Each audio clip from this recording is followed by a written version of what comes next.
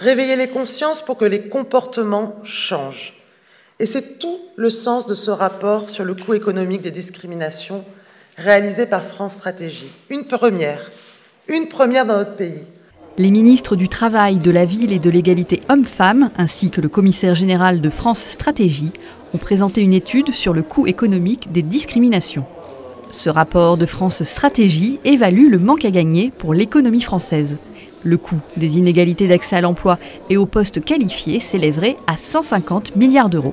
Ce qui marque, c'est l'ampleur du coût économique, environ 7% du PIB, selon nos chiffrages, qui correspondent à un moindre accès à l'emploi des catégories discriminées, avant tout les femmes, et aussi à un moindre accès aux postes les plus qualifiés de l'économie. Pour moi, les discriminations, non seulement c'est un problème de justice sociale, de droit qui impacte un peu à l'égalité citoyenne, mais ça engendre aussi des coûts économiques pour les entreprises parce qu'elles se privent de potentiel donc en fait ça entrave un peu à leur compétitivité et de manière plus générale, c'est un coût pour la société. Parmi les 21 motifs de discrimination sanctionnés par la loi française, France Stratégie s'est concentrée sur 3 d'entre eux.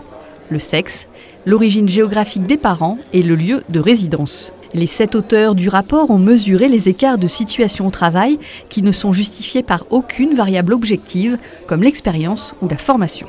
Et premier résultat, être une femme reste le premier facteur d'inégalité. Quand une femme diplômée réduit et révise ses objectifs professionnels à l'arrivée d'un enfant, c'est pour elle, en prospective, une rémunération inférieure, une carrière différente, et pour notre société, collectivement, un gaspillage, une déperdition d'intelligence, de potentiel et d'énergie. On voit bien que cela coûte. Cela coûte pourquoi ?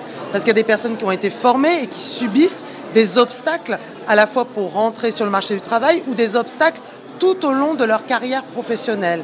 Les victimes, elles sont particulièrement bien ciblées dans le cadre de ce rapport.